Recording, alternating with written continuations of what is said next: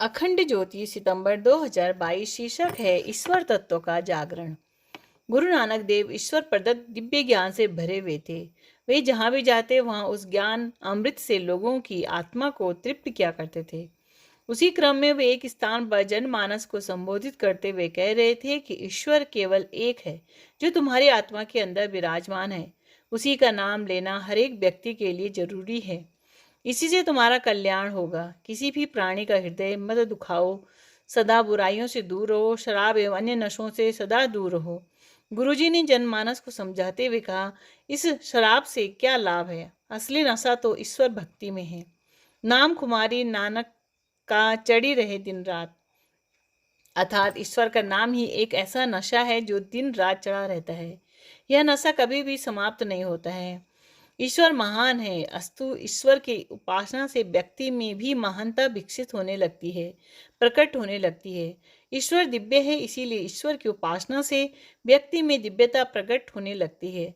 ईश्वर ज्ञान स्वरूप है, इसीलिए ईश्वर की उपासना से व्यक्ति में ज्ञान प्रकट होने लगता है। ईश्वर सत्य स्वरूप है, ईश्वर प्रेम रूप है, इसीलिए ईश्वर की उपासना से व्यक्ति में सत्य प्रकट होने लगता है, प्रेम प्रकट होने लगता है।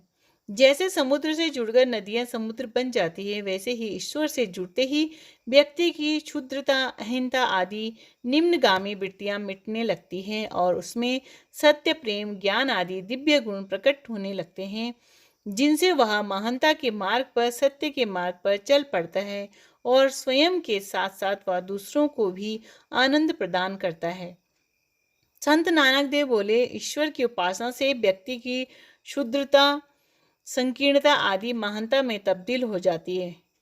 इसीलिए तुम सभी बनावटी नशे को छोड़कर ईश्वर नाम का अमृत पियो, जो तुम्हें भी अमर कर देगा और लोगों का जीवन भी सुधारेगा। ईश्वर की उपासना से ही उपासक में ईश्वर तत्व का जागरण होता है, इसीलिए नित्य ईश्वर की उपासना करो। गुरु नानक देव जी बोले, मैं जो कहना चाहता हूँ वह सीधी सी बात है। यह संसार है और इस सारे संसार का एक ही स्वामी है और वह ईश्वर है। ईश्वर सर्वव्यापी और सर्वज्ञ है। जो वास्तव में बुराइयों से दूर रहता है वही सच्चा ईश्वर भक्त है और ईश्वर भी उसी से प्यार करता है। दुनिया में एक ही धर्म है और वह है मानवता का धर्म। इससे बड़ा धर्म कोई नहीं, क्योंकि पापी का कोई धर्म नहीं होता। गुरु नानक देव बोले, धर्मी स्वयं धर्म का पुजारी है। जो धर्म से प्यार करता है, जो ईश्वर से प्यार करता है, उसमें द्वेष भाव या अन्य कोई बुराई नहीं होती। वह सबको भगवत दृष्टि से देखता है। वह किसी को ऊंच नीच की दृष्टि से नहीं देखता। उसे माया भी नहीं मोहती और वह सदा संतुष्ट, प्रसन्न और आनंदित रहता है।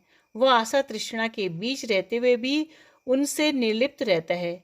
यह सुनिश्चित है कि हर बुरा आदमी एक दिन गिरेगा और अपने बुरे कर्मों की सजा पाएगा। उसी प्रकार हर अच्छा आदमी एक दिन अपने अच्छे कर्मों का सुफल प्राप्त करके रहता है। इसीलिए हमें सदा अच्छे कर्म करने चाहिए। वे आगे बोले, आत्मा अमर है। इस आत्मा को ज्ञान की आवश्यकता है। ज्ञान के बिना व्यक्ति अंधा है। ज्ञान ही गंगा है, ज्ञान ही स्वर्ग है। अज्ञानता नरक है। इस नरक से बचना है तो ज्ञान प्राप्त करो और सदा अच्छे कर्म करो। तुम्हारी आत्मा में ही ज्ञान भरा पड़ा है। ईश्वर की उपासना से ही आत्मा में सन्निहित ज्ञान प्रकट होंगे और तुम्हारी आत्मा प्रकाशित होगी। साथ ही आत्मा पर छाया अंधकार मिट जाएगा।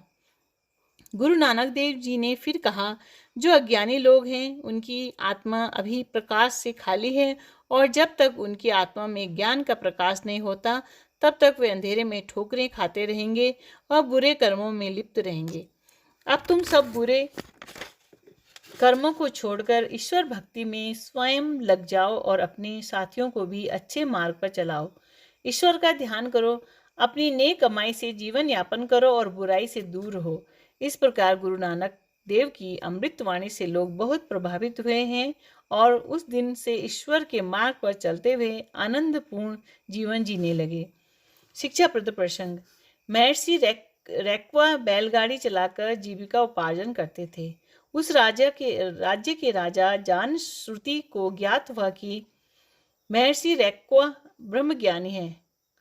उनसे ब्रह्म विद्या सीखने के उद्देश्य से राजा जान श्रुति राज परिवार को साथ लेकर महर्षि से मिलने उनकी झोंपड़ी पर पहुंचे। महर्षि अत्यंत सादगीपूर्ण जीवन में व्यतीत करते थे। राजा जानश्रुति ने महर्षि को प्रणाम किया और उनसे निवेदन किया, मैं ब्रह्म विद्या सीखने का इच्छुक हूँ। यदि आप मेरे गुरु बन सके तो मैं स्वयं को कृतार्थ समझूंगा। महर्षि रैक्व निष्प्रह भाव से जहाँ बैठे थे वहीं बैठे रहे। राजा के कई बार अनुरोध करने पर जब महर्षि ने कोई उत्तर नहीं दिया तो राजा को लगा कि संभवतः महर्षि किसी प्रकार की दक्षिण या उपहार के आकांक्षी हैं। ऐसा सोचते हुए राजा जानश्रुति महर्षि से बोले, ऋषिवर, मैं आपके सम्मुख हजारों गायें एवं बेशकीमती रत्न जवाहरात भेंट करना चाहता हूँ। उन्हें स्वीकार कर मुझे ब्रह्म विद्या का उपदेश देने का अनुग्रह करें।